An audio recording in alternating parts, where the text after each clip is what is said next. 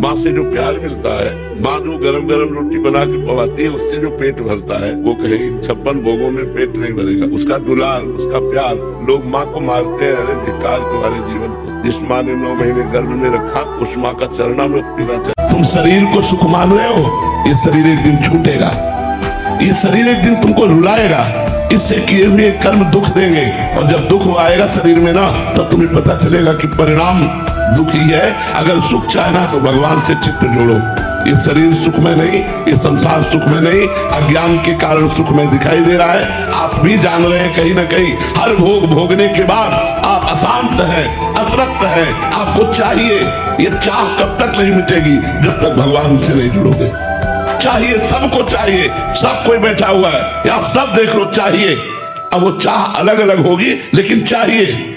मुझे कुछ नहीं चाहिए, ये वही कह सकता है जिसने भगवान से चित्त को जोड़ा है।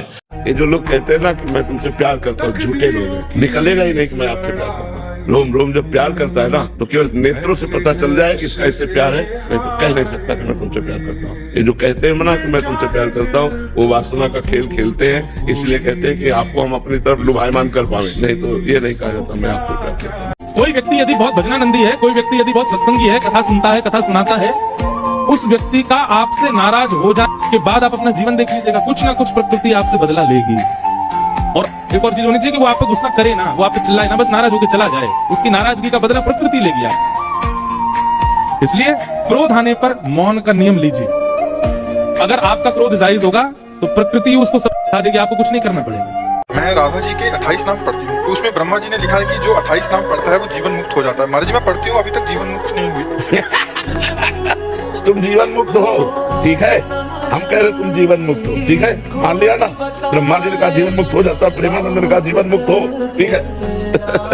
करोड़ों साधनाओं का फल एक तरफ और राधा नाम एक तरफ। राधा नाम जो जब करता है ना, वो आगे खुद अपने आप अनुभव कर लेगा। राधा राधा, खूब राधा नाम जप करो। ये श्री कृष्ण जिस पर बरसते हैं वो राधा नाम जप करता है। राधा नाम स्वयं श्री कृष्ण जपते हैं। हरि रसना राधा राधा रट, जिस पर श्री कृष्ण कृपा करते हैं वही राधा राधा रटता है, और जो राधा राधा रटता है वही श्री कृष्ण का साक्षात्कार कर पाता है। दरिया भी तू है, तरंग भी तू है, नैया भी तू है, और खेवैया भी तू है। डूबने का भय कैसा, क्योंकि मैं तुम्हारा हूँ, और तू ही नैया, तू ही खेवैया, तू ही दरिया, तो अब डूबने का क्या भय। कोई और हो तो मैं डरूं, अब तो आप ही है। कुछ भी आपका नहीं है, इसलिए किसी पर अपना बहुत अधिकार मत मानिए।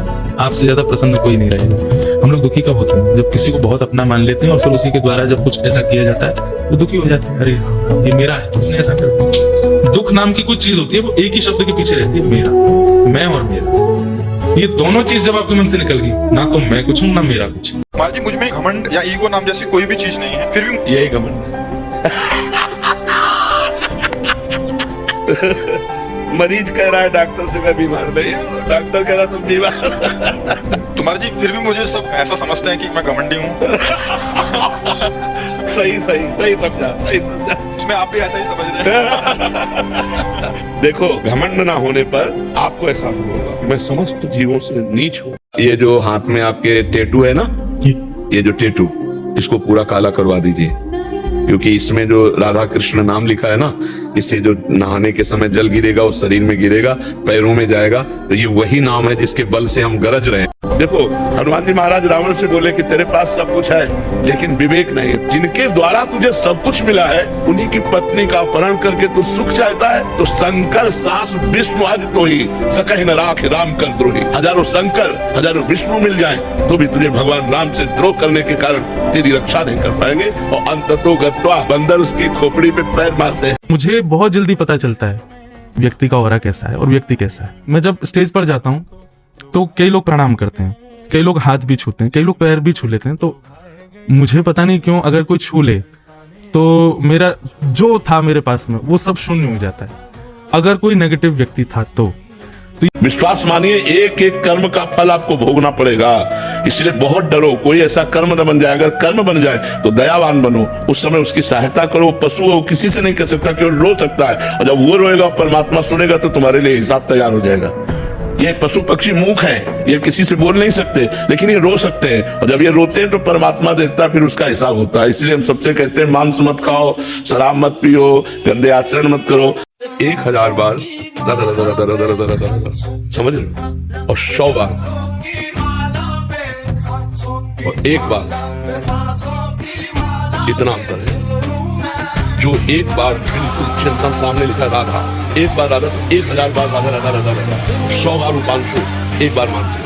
समझ गए शास्त्री 10 गुना अंतर कि प्रभु मैं हार गया हूँ, हे प्रभु आप ही इस मन की डोरी हाथ में लिए हुए हो, आप रोक दो। हमने तो हर उपाय करके देख लिया, ये नहीं रुक रहा नाथ, ये बार बार गंदे विषयों में जाता है। प्रभु आप रोक लो, आप बचा लो मुझे इन विषयों से।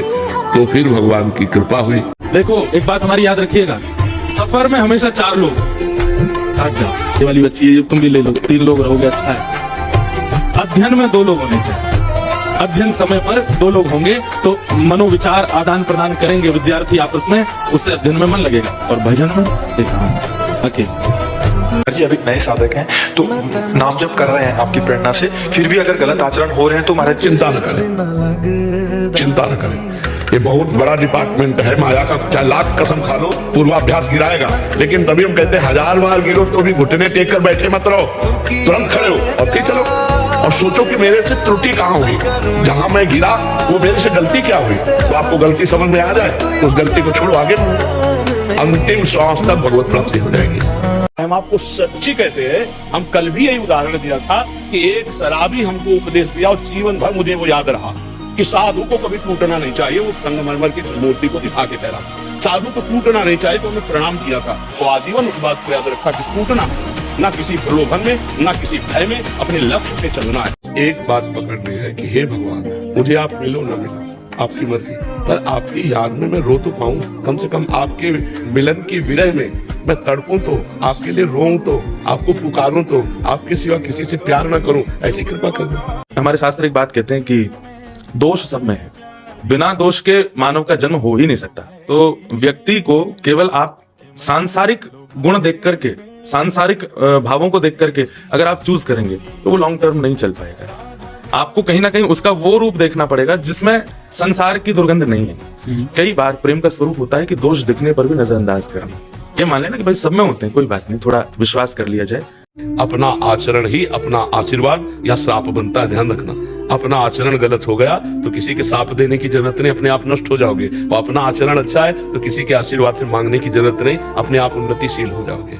सबसे बड़ी पूजा क्या है? सबसे बड़ी पूजा है किसी को न शरीर से न मन से न वाणी से दुख न पहुंचाना। ये भगवान की सबसे बड़ी पूजा है। ना हम वाणी से कभी ऐसा किसी को बोले कि दुख पहुंचे, न शरीर से हम किसी जीव की हिंसा करें और न मन से किसी को दुख पहुंचाने को सोचे। ये सबसे बड़ी पूजा। इच्छा तो सबकी होती है कि जो मेरा है वो सदा मेरा रहे, उससे कभी दूर ना जाए, पर कदाचित यदि वो दूर हो गया तो मैं जी नहीं पाऊंगा, मैं व्याकुल हो जाऊंगा, मेरी स्थिति ऐसी हो जाएगी। ये प्रेम का स्वरूप नहीं।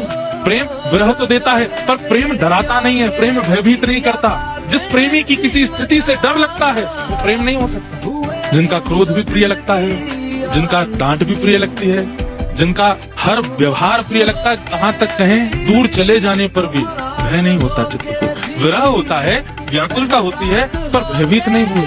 अब विरह को ही प्रेम मान करके रहने लगे, प्रेम तो उसी को कहते हैं। लेकिन जिसका बिछुड़ जाना व्याकुल कर देता है, जिसका बिछुड़ जाना पागल सा कर देता है, जिसका बिछुड़ जाना ऐसी स्थिति में ला देता है कि बस अब प्राण त्यागने हैं और कुछ नहीं, और कहीं ना कहीं भयभीत कर देता है। हाथ पांव जोड़ रहे हैं, चरणों में गिर रहे हैं, रो रहे हैं कि बस तुम जाओ ना। ये भय प्रेम में नहीं आता, भय तो आसक्ति में आता है। तो माला जब वगैरह पाठ है सब कर रहे हैं, लेकिन कभी कभी ऐसा लगता है कि हम ढोंग कर रहे हैं, नाटक कर रहे हैं। हाँ चलने दो, नाटक ही सही। नाटक करते करते एक दिन सच्ची हो जाता। झूठा खेले साचा होए, और साचा कोई बिरला खेलता, लेकिन झूठा खेले साचा। सब सकाम से चलते, सब झूठ से चलते और सत्य में पहुंच जाते हैं। आप चलो ऐसे ही चलो, बस गंदे आचरण नहीं तो फिर बात नहीं करेंगे। पहले सब बच्चों को गुरुकुलों में इसीलिए रखा जाता था कि वो अपने ब्रह्मचर्य को पुष्ट करते थे। हमारी हाथ जोड़ के प्रार्थना है, इन बच्चों में से अगर कोई ब्रह्मचर्य क्षीण करने वाली कोई ऐसी क्रिया करता हो तो आज छोड़ देना, संकोच नहीं करना। ये आपके जीवन को नष्ट कर देगी। और ये जो आजकल चला है ना बॉयफ्रेंड गर्लफ्रेंड, ये बच्चा जीवन की उन्नति के लिए जहर है। अगर इस जहर को खा लिया तो न गृहस्थ लायक रहोगे न विरक्त लायक रहोगे।